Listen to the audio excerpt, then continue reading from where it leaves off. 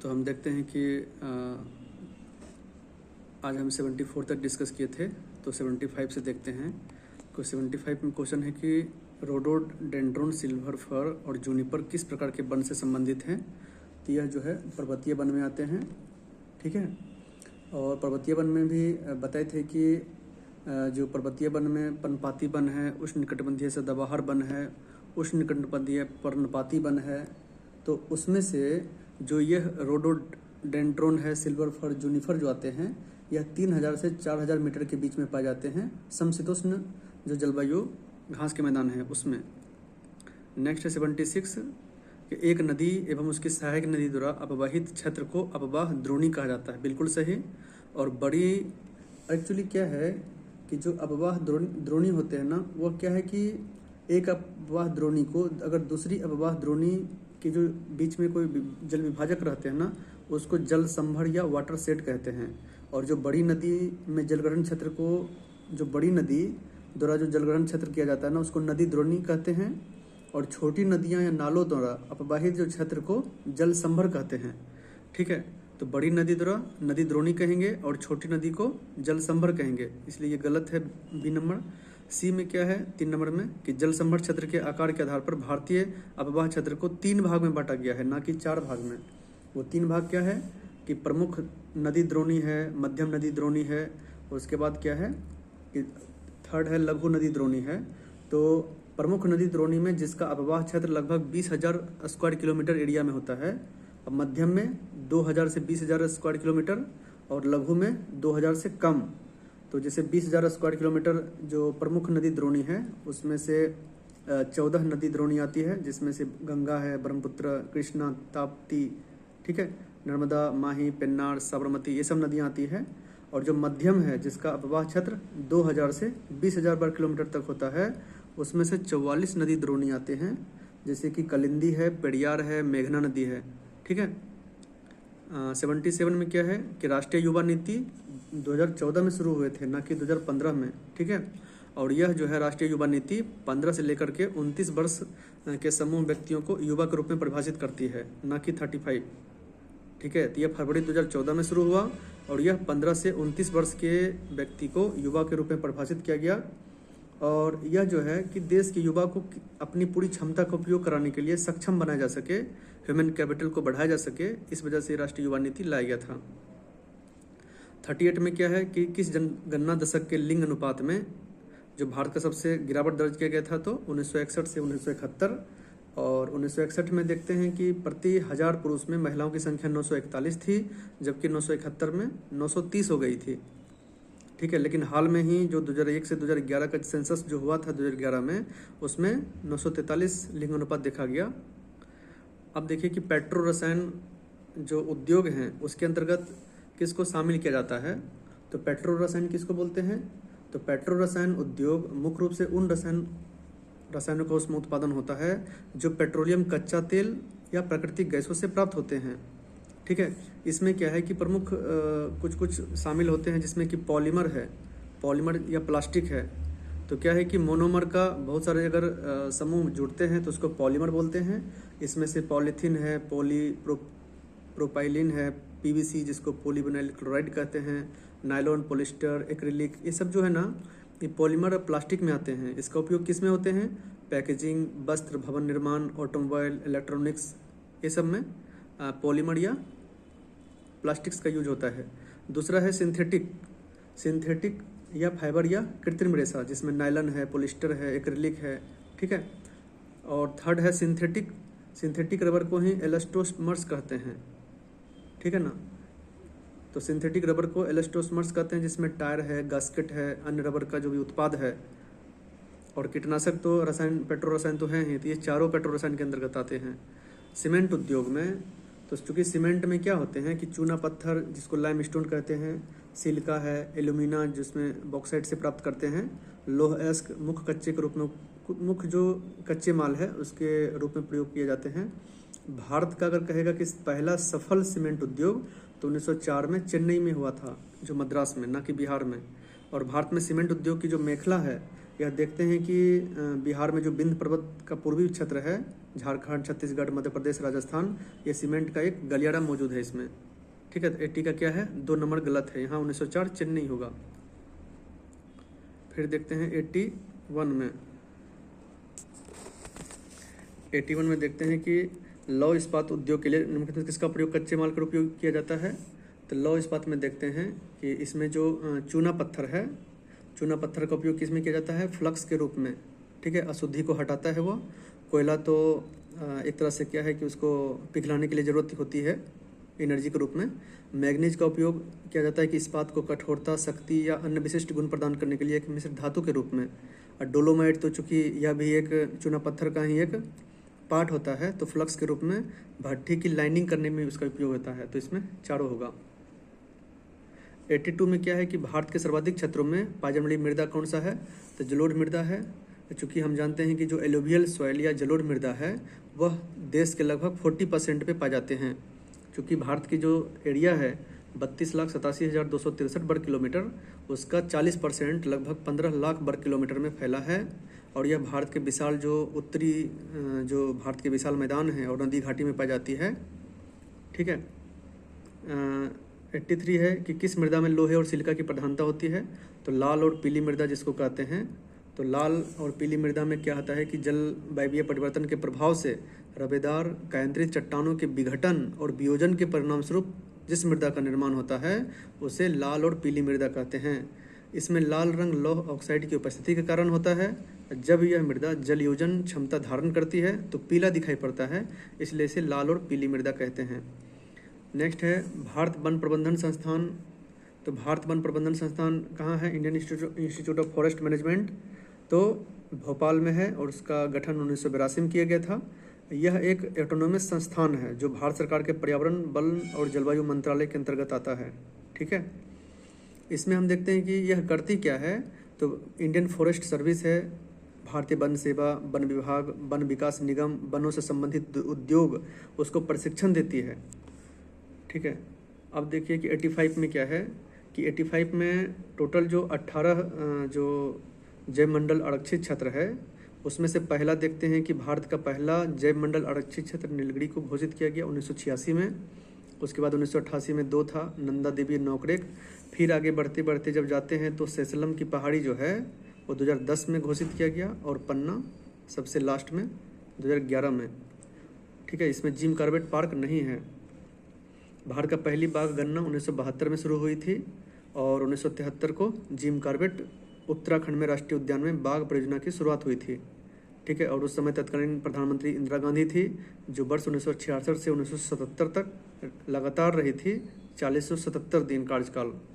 और अभी हाल ही में 4078 दिन पिछले 2-3 दिन पहले ने नरेंद्र मोदी ने उस कार्यकाल को रिकॉर्ड को तोड़ करके दूसरे सबसे हाईएस्ट जो लगातार टेन्योर तक रहने वाले प्रधानमंत्री मोदी हुए आफ्टर जवाहरलाल नेहरू।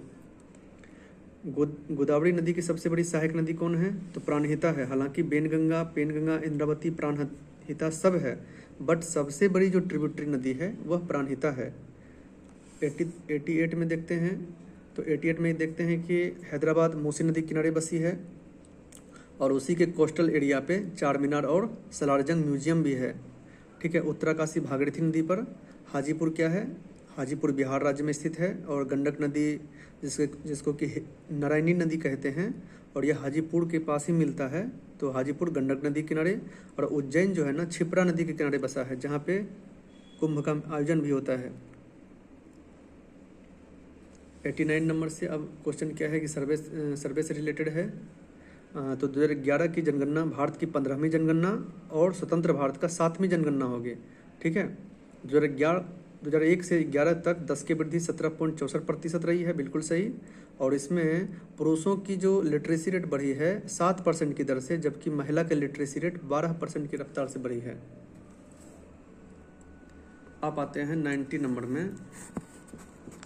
तो 90 में देखते हैं कि केंद्रीय रेशम अनुसंधान और प्रशिक्षण संस्थान कहाँ है, तो केंद्रीय रेशम और प्रशिक्षण संस्थान यह है मैसूर ब्रह्मपुर में। केंद्रीय ईरी अनुसंधान संस्थान कहाँ है, मेंदी पाथर मेघालय में। और केंद्रीय टसर अनुसंधान संस्थान कहाँ है, तो यह रांची में है। आपको बता दूं कि रेशम के क्षेत्र में 90% से अधिक रेशम का उत्पादन कर्नाटक, आंध्र प्रदेश, असम, बंगाल, तमिलनाडु, जम्मू कश्मीर, मेनली ज़्यादातर कर्नाटक, आंध्र प्रदेश से ही उत्पादन होते हैं, लेकिन कुछ अंश तक असम, पश्चिम बंगाल, तमिलनाडु, जम्मू कश्मीर में भी इसका प्रोडक्शन होता है। ठीक है। 91 में क्या है कि देश का सबसे लंबा नदी सेतु कौन सा है? भूपेन हजारिका, जो असम राज्य में है। ढोला सदिया ब्रिज इसको कहा जाता है और यह लोहित नदी पे बना हुआ है। ठीक है। भारत रत्न जो भूपेन हजारिका थे, उनके नाम पे उस नदी पे जो ब्रिज बनाया गया, भूपेन हजारिका सेतु कहा गया। और यह 9.15 किलोमीटर लंबा देश का सबसे लंबा ब्रिज है। और यह महात्मा गांधी जो है, इससे लगभग 5750 मीटर लंबा तीसरा सबसे लंबा नदी सेतु पुल है। और यह इंदिरा गांधी के द्वारा उद्घाटन किया गया था महात्मा सेतु को, और यह पटना से हाजीपुर को जोड़ता है। वर्ष 1982 में उनका कंस्ट्रक्शन हुआ था। अब है कि दूध सागर जो है मांडवी नदी पे जलप्रपात है। वाटरफॉल चित्रकूट है इंद्रावती पे। जोग यानी गढ़सुप्पा जलप्रपात या महात्मा गांधी जलप्रपात जिसको बोलते हैं, श्रावती नदी पे। और अमृत धारा क्या है ना, हंसदेव नदी पे है, छत्तीसगढ़ में। ठीक है। यहाँ देखिए बुल्लर झील भारत की सबसे मीठी पानी की झील है, बिल्कुल सही। चिल्का झील जो उड़ीसा में है, भारत की सबसे बड़ी तटीय लेगुन झील है, बिल्कुल सही। भारत में सबसे बड़ी खारे पानी की अंतर्देशीय झील सांबर झील जो राजस्थान में है। और अष्टमुदी कहाँ है? केरल के कोल्लम जिला में है, यहाँ तमिलनाडु नहीं होगा। 94 क्या है? अभी देखिए थारो जो जनजाति है ना, यह उत्तर प्रदेश और उत्तराखंड और नेपाल के तटवर्ती एरिया में पाए जाते हैं। ठीक है। जौनसारी जो है ना, यह उत्तराखंड में मुख्य रूप से पाई जाती है। और जौनसारी जनजाति बहुपति प्रथा विवाह करती है। ठीक है। और आपको बता दूं कि अभी हिमाचल प्रदेश का जो हट्टी जो जनजाति है, वह भी बहुपति प्रथा के लिए जाना जाता है। थारो जनजाति ही दीपावली को शोक के रूप में मनाती है। बकरवाल जनजाति कहाँ होती है? तो लद्दाख क्षेत्र में। और गद्दी हिमाचल प्रदेश में। ठीक है। गद्दी जनजाति मुख्यतः हिमाचल प्रदेश के कांगड़ा, चंबा में निवास करती है। अब देखिए कि यहाँ पे है 95 थीमेटिक मानचित्र।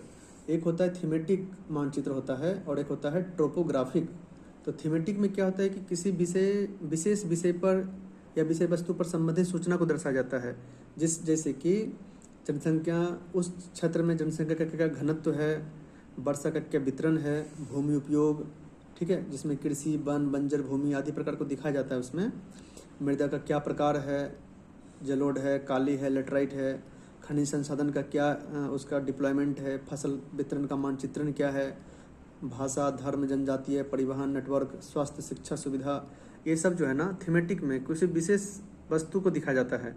तो जनसंख्या घनत्व, वर्षा वितरण, परिवहन नेटवर्क, भाषा, धर्म, ये सब।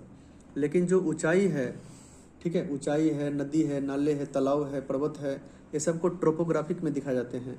उसमें भौगोलिक विशेषता को दिखाया जाता है। ठीक है। तो थर्ड जो है ना, ऊंचाई है, पर्वत, नदी है, ये सब ट्रोपोग्राफिक मानचित्र में, और ये सब जो है थीमेटिक मानचित्र में दिखाया जाता है। अब 96 में क्या है कि भारतीय मानक रेखा कहाँ से गुजरती है? तो जो इंटरनेशनल जो हमारा टाइमलाइन है वह क्या है कि 82.5 डिग्री है ना, 82.5 डिग्री पूर्वी देशांतर प्रयागराज के मिर्ज़ापुर से गुजरती है। और यह जो है भारत का जो यामोत्तर है वह 5 राज्य से क्रॉस करता है, जिसमें उत्तर प्रदेश, मध्य प्रदेश, आंध्र प्रदेश, छत्तीसगढ़ और उड़ीसा है। इसमें तेलंगाना नहीं आएगा। भारत का लौह अयस्क में निम्न से किस प्रकार की सेलों में पाया जाता है? तो लोहा में देखिए क्या होता है, धार होते हैं ना, तेज होता है वो, तो इस धारवाड़ क्रम में पाए जाते हैं। गोंडवाना में कोयला पाए जाते हैं। ठीक है। विंध्य में श्रेणी जो उत्तर भारत को दक्षिण भारत से अलग करती है, विंध्य पर्वत, तो विंध्य में चूना पत्थर का बहुलता पाई जाती है। धारवाड़ के बारे में बताता हूँ कि धारवाड़ जो है ना, यह एक्चुअली कह सकते हैं कि आर्कियन युग का ही सेल्स इसमें पाए जाते हैं। और यह मेनली है कर्नाटक है, झारखंड है, उड़ीसा है, छत्तीसगढ़ है। इसमें हेमेटाइट और मैग्नेटाइट प्रकार का लोहा पाए जाते हैं। ठीक है। नेक्स्ट है कि असत्य पर चूज करना है। गंगा की मुख्य धारा को भागीरथी कहा जाता है, बिल्कुल सही। गंगा नदी कन्नौज के पास मिलती है। देखिए कृष्णा नदी जो है ना, गोदावरी के बाद कृष्णा नदी का ही स्थान आता है। गोदावरी का जहाँ लंबाई 1465 किलोमीटर है, वहीं कृष्णा का जो लंबाई है 1400 किलोमीटर है। यहाँ गलती से 1300 दिया गया है, ठीक है। और कृष्णा का ही कुछ सहायक नदियाँ हैं, भीमा है, बरना है, पंचगंगा, दूधगंगा, घाट प्रभा, माल प्रभा, मूसी, ठीक है। वही मूसी जो हैदराबाद के किनारे बसा है और जिसके कोस्टल एरिया पे सलारजंग म्यूजियम और चार मीनार अवस्थित है। भारत में सबसे पुराना तेल भंडार कहाँ है? तो डिगबोई असम में। यह 1889 में ही तेल की खोज हुई थी। हालांकि पहला रिफाइनरी 1901 में चालू हुआ था, लेकिन यहाँ जो बम्बई है ना, यह 1974 में इसकी तेल की खोज हुई थी और यह भारत का पहला अपतटीय तेल क्षेत्र है, ठीक है। सबसे पुराना तेल क्षेत्र का भंडार कहाँ है? डिगबोई असम में। कैमूर का पठार किसके लिए प्रसिद्ध है? तो कैमूर चूँकि विंध्य पर्वत का ही पूर्वी विस्तार है और वहाँ चूना पत्थर पाया जाता है। अब आते हैं बजट से। तो बिहार बजट 2025-26 के संदर्भ में इसे बताना है कि केंद्रीय करों में राज्य का अंश कितना है। तो ये जो है ना, एक क्वेश्चन क्या बोलते हैं, डेटा एनालिसिस के थ्रू दिया जाता है, तो इसे थोड़ा ध्यान से बनाना पड़ेगा कि केंद्रीय करों में राज्य का जो अंश होता है तो 43.68%, ठीक है। राज्य सरकार का जो खुद का राजस्व होता है उसमें 18.77%, सार्वजनिक जो ऋण है यानी लोक ऋण 17.58%, और लास्ट जो है केंद्र सरकार से सहायता जो ग्रांट मिलता है वह 17.21%। तो केंद्रीय करों का राज्य का अंश में होता है ना लगभग 43% या 18%, और यह सार्वजनिक ऋण या लोक ऋण में 17.58% और ये 17.21% है, ठीक है। तो ग्रांट सबसे कम मिलता है। 102 में देखते हैं कि बिहार बजट में बिहार का जो बजट है ना, बहुत ही इस बार उल्लेखनीय वृद्धि किया है, ठीक है। तो बिहार का बजट देखते हैं कि इस साल 3.16 लाख करोड़ यानी 3,16,895 करोड़ रुपए का बजट पेश किया गया था सम्राट चौधरी के द्वारा, ठीक है। उसमें पिछले वर्ष की तुलना में 38,169 करोड़ का एक्स्ट्रा बजट मतलब ऐड हुआ इसमें। पिछले वर्ष हालांकि 2.78 लाख करोड़ रुपए का ही बजट पेश किया गया था, लेकिन इस बार 38,169 करोड़ ज़्यादा पेश किया गया और कुल मिलाकर के 3,16,895 करोड़ का बजट पेश किया गया, जिसमें कि शिक्षा में सबसे ज़्यादा खर्च किया गया है। तो एक और दोनों होगा सत्य। बिहार बजट में सबसे ज़्यादा खर्च शिक्षा में किया गया है, न कि स्वास्थ्य में। शिक्षा विभाग में 60,964 करोड़ रुपए खर्च किया गया है, जो पूरे बजट का 19.24% है। जबकि स्वास्थ्य विभाग में लगभग 20,000 करोड़ रुपए खर्च किया गया है, जो पूरे बजट का 6.32% है। तो ये दोनों गलत दिया गया है।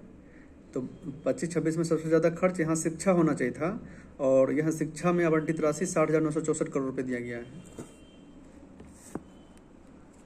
अब आते हैं 104 में कि बिहार जो सरकार ने बजट 2025-26 में राज्य के जो फिजिकल डेफिसिट है, राजकोष के घाटा, वह जीएसडीपी का कितना प्रतिशत है? 2.98%। यह बीपीएससी के लिए बहुत इंपॉर्टेंट है। बजट 2025-26 में बिहार सरकार द्वारा 7 निश्चय 2, एक्चुअली बिहार सरकार ने 2020 से 25 तक 7 निश्चय 2 लाया था और 15 से 20 तक 7 निश्चय 1 लाए थे, जिसमें बिहार का सतत विकास, समावेशी विकास के ध्यान रखते हुए ये जो उनका जो एक प्लेटफॉर्म लाया गया। तो उसमें कहा जाता है कि जो 7 निश्चय में 7 एक निश्चय लिया गया था बिहार सरकार द्वारा, चूँकि बिहार को बहुमुखी और सतत विकास के साथ आगे बढ़ाने हेतु। तो पहला है युवा शक्ति बिहार की प्रगति, पहला निश्चय है युवा शक्ति बिहार की प्रगति। दूसरा है सशक्त महिला, सक्षम महिला। तीसरा है स्वच्छ गांव समृद्ध गांव। चौथा है सुलभ संपर्कता। पांचवा है सबके लिए अतिरिक्त स्वास्थ्य सुविधा। छठा है स्वस्थ शहर विकसित शहर। सातवां हर खेत तक सिंचाई का पानी।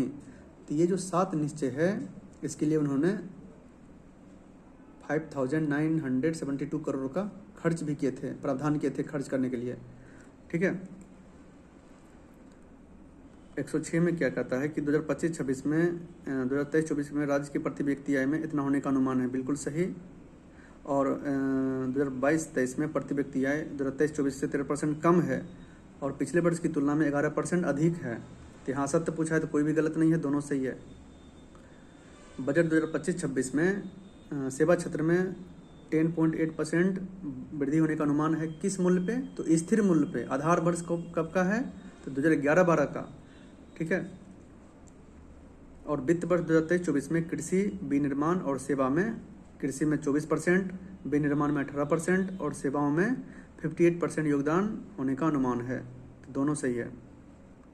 बिहार बजट 2025-26 से संबंधित कथन चुनना है। तो कैंसर अस्पताल जो है, बिहार जो बजट पेश किया गया था, तो इसमें जो घोषणाएं हुई थी कि बेगूसराय में कैंसर अस्पताल का निर्माण किया जाएगा, ठीक है। उसके बाद क्या है, बिहार राज्य पथ परिवहन निगम में महिलाओं की भागीदारी 33% किया जाएगा, ना कि 35। और वायु गुणवत्ता एयर क्वालिटी इंडेक्स में सुधार करने के लिए 100 करोड़ रुपये का निवेश का प्रावधान रखा गया है, ठीक है। इसमें और कुछ था कि सभी जो जिला के बस स्टैंड है उसको आधुनिकीकरण किया जाएगा, मॉडर्नाइज किया जाएगा, ठीक है। अरहर, मूंग, उड़द इत्यादि को एमएसपी पे खरीद किया जाएगा। जितना भी अनुमंडल है, सभी प्रखंड है, उसमें कोल्ड स्टोरेज की व्यवस्था की जाएगी। जो सुधा है, सुधा के तर्ज पर संयुक्त रूप से सभी प्रखंड में तरकारी सुधा का आउटलेट तैयार किया जाएगा, ठीक है। तो इसमें से क्या है, सभी कथन सही है। 109 में क्या है कि बिहार बजट 2025-26 के अनुसार 31 मार्च 2025 तक राज्य पर कुल कितना सार्वजनिक ऋण है? तो 3,32,740 करोड़ रुपये का ऋण है बिहार सरकार पे, ठीक है,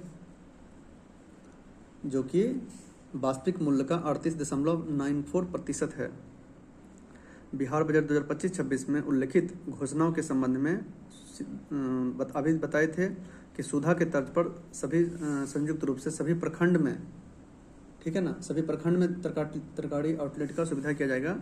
सभी पंचायतों में कन्या विवाह मंडप, पटना में महिला हाट और सभी शहरों में महिलाओं के लिए टॉयलेट की व्यवस्था की जाएगी, जिसको पिंक टॉयलेट कहा जाएगा। तो 110 का क्या है, सी नंबर। अब आते हैं 111 में। तो उसमें क्या है कि हाल में ही अनुमोदित डिजिटल कृषि मिशन के तहत डिजिटल पब्लिक इंफ्रास्ट्रक्चर के तहत एग्रीस्टेक किया गया। और एग्रीस्टेक में क्या है ना, किसानों की पहचान की जाएगी। दूसरा है कृषि निर्णय सहायता प्रणाली। तो एग्रीस्टेक में क्या है ना, 3 घटक शामिल हैं। पहला है किसान की रजिस्ट्री, भू संदर्भित गाँव के नक्शे क्या हैं, और बोई हुई फसल की रजिस्ट्री किया जाएगा। तो एग्रीस्टेक क्यों लाया गया? इसमें किसान तक जो है ना, जो भी सेवाएं हैं, जो भी योजनाएं आती है, उसको वितरण को सुव्यवस्थित करने के लिए एक डिजिटल पब्लिक इंफ्रास्ट्रक्चर बनाया जा रहा है। और दूसरा क्या है कि कृषि निर्णय सहायता प्रणाली, जिसमें कि जो है मौसम विज्ञान जो पूर्वानुमानी करते हैं, फसल, मिट्टी, मौसम, जल संसाधन आदि पर रिमोट सेंसिंग आधारित जानकारी एकत्र करने का एक मतलब भूस्थानिक प्रणाली बनाएगी, ठीक है। 23वें विधि आयोग जो है ना, जो माहेश्वरी हैं, वो 23वें विधि आयोग के रूप में चुने गए हैं, ठीक है। उसमें उसका कार्यकाल 2024 से 2027 तक निर्धारित किया गया है। और 1+4 का इसमें रहता है, 1 अध्यक्ष, 4 पूर्णकालिक सदस्य। और यह एक गैर संवैधानिक निकाय है, ठीक है, क्योंकि यह जो है ना, विधि और न्याय मंत्रालय की अधिसूचना के माध्यम से इसको लाया जाता है। और इसका मेन काम क्या होता है विधि आयोग का, कि कानून में सुधार करना, कानून के क्षेत्र में R&D करना, रिसर्च एंड डेवलपमेंट करना। तो तीनों सही है। अपराजिता कानून जो है, यह पश्चिम बंगाल लाई थी, जिसमें महिला डॉक्टर्स के साथ बहुत ही दुष्कर्म किया गया था, ठीक है। 114 में क्या है कि WHO ने, वर्ल्ड हेल्थ ऑर्गेनाइजेशन ने एमपॉक्स बिन की मंजूरी दी है। नहीं, MVA बिन है, MVA बिन होना चाहिए यहाँ पे। तो WHO ने एमपॉक्स के खिलाफ पहले टीके MVA बिन को मंजूरी दी, और यह केवल 18 वर्ष या उससे अधिक लोगों को दिया जा सकता है। एमपॉक्स एक जूनोटिक रोग है। जूनोटिक किसको बोलते हैं? जूनोटिक का मतलब होता है कि जानवर से लोगों के बीच में फैलने वाला रोग, ठीक है। एमपॉक्स को अंतर्राष्ट्रीय चिंता का सार्वजनिक स्वास्थ्य आपातकाल 2022 से 24 घोषित किया गया था। हाल में ही केंद्र सरकार ने अंडमान निकोबार द्वीप समूह की राजधानी पोर्ट ब्लेयर का नाम श्री विजयपुरम कर दिया गया है। इसका उद्देश्य यही था कि जो श्री विजयपुरम कहीं ना कहीं या विजयनगर किंगडम थे, उससे प्रेरणा लेते हुए ऐतिहासिक और सांस्कृतिक संबंधों को यह दर्शाता है। एक्चुअली पोर्ट ब्लेयर जो थे ना, एक नौसेना जो सर्वेक्षक थे ब्रिटिश, उसके नाम पर था। तो कहीं ना कहीं जो उपनिवेश का जो संदर्भ कर रहा था उसको हटाने के लिए यह श्री विजयपुरम किया गया। प्रथम कानूनी रूप से बाध्यकारी अंतर्राष्ट्रीय आर्टिफिशियल इंटेलिजेंस ट्रीटी में निम्नलिखित में से कौन सम्मिलित हैं? अमेरिका है, ब्रिटेन है और यूरोपीय यूनियन के जो मेंबर्स हैं, ठीक है। उसका उद्देश्य यह है कि आर्टिफिशियल इंटेलिजेंस का किसी भी प्रकार का हानिकारक और भेदभावपूर्ण जो परिणाम होंगे उसे वंचित कराना, दुष्प्रयोग को कम करना और एआई का एक अच्छे संतुलित रूप से उसका यूज करने पे बल दिया गया है। आईटी दिल्ली जो है ना अंतर्राष्ट्रीय परिसर कहाँ खोल रहे हैं? तो अबू धाबी में, ठीक है। यूएई, यूनाइटेड अरब एमिरेट की जो कैपिटल है अबू धाबी, वहाँ पे अपना अंतर्राष्ट्रीय परिसर खुल रहा है। अब आते हैं 118। भारत ने अपना पहला टील कार्बन अध्ययन कहाँ किया है? तो केवलादेव राष्ट्रीय उद्यान में। तो राजस्थान के जो भरतपुर जिला में केवलादेव राष्ट्रीय उद्यान है, वहाँ पर टील कार्बन का पहला अध्ययन किया जाएगा। अब टील कार्बन एक्चुअली क्या है? तो टील कार्बन जो है कि जो भी वेटलैंड होते हैं उसके नीचे जो भी संग्रहित कार्बन है उसमें वनस्पति, माइक्रोबियल, बायोमास कैसे घुले हुए हैं, वह कार्बन का कैसे सिंक करते हैं, ठीक है। उसके रिसर्च के लिए पहला केवलादेव राष्ट्रीय उद्यान को चूज किया गया है। चक्रवात असना का नामांकन किसने दिया है? तो पाकिस्तान ने। और चक्रवात असना 1976 के बाद अरब सागर में बनने वाले पहला चक्रवात होगा और इसकी उत्पत्ति गुजरात की भूमि पर हुई। तो दोनों सही है। ग्रेटर नोएडा उत्तर प्रदेश में आयोजित सेमिकॉन इंडिया का थीम क्या है? Shaping the semiconductor future. क्योंकि इंडिया को विश्व विनिर्माण केंद्र में, विश्व लेवल पर एक चिप विनिर्माण केंद्र के उद्देश्य से सेमीकंडक्टर में लगातार बदलाव किए जा रहे हैं उसकी नीति में, और उसका थीम क्या है? Shaping the semiconductor future. Bharat तथा ओमान के मध्य ईस्टर्न ब्रिज का 7वां संस्करण कहाँ आयोजन किया गया? तो ओमान में ही आयोजन किया गया। हाल ही में कौन सा देश अदालत में न्यायाधीशों को लोकप्रिय वोट के आधार पर निर्वाचित होने की अनुमति देने वाला दुनिया का पहला देश कौन बन गया? तो मैक्सिको बन गया है। मैक्सिको क्या है? एक लैटिन अमेरिकन कंट्री है, ठीक है। और इनका उद्देश्य यह था कि जो न्यायिक क्षेत्र में आर्थिक और राजनीतिक अभिजात वर्ग के प्रति पूर्वाग्रह को जड़ से खत्म करना था, ठीक है। टाइफून यागी का नामांकन किसने दिया है? तो शायद जापान ने दिया है, ठीक है। टाइफून यागी से प्रभावित म्यांमार, लाओस, वियतनाम, ठीक है। टाइफून यागी का नामांकन जापान ने दिया है। तो टाइफून यागी से प्रभावित म्यांमार, लाओस और वियतनाम की मदद के लिए भारत ने ऑपरेशन सद्भाव लॉन्च किया गया है, जिसमें C-17 सैन्य परिवहन द्वारा बहुत सारे मेडिकल किट प्रोवाइड किए गए थे। बिहार पर्यटन विभाग द्वारा सूफी महोत्सव जहानाबाद में किए गए हैं। हाल में ही किसे भारत सरकार के द्वारा A ग्रेड सीमेंस स्टेशन शामिल किया गया है? तो पूर्णिया सीमेंट स्टेशन। डैश में अवनी लेखरा जो थे शूटिंग में 10 मीटर एयर राइफल शूटिंग पदक जीत करके पैरालंपिक गेम्स में 2 स्वर्ण पदक जीतने वाली भारत की पहली महिला बन गई है, ठीक है। वैश्विक नवाचार सूचकांक में तो वर्ल्ड इनोवेशन जो इंडेक्स है उसमें इंडिया का रैंक कितना है? 39 है।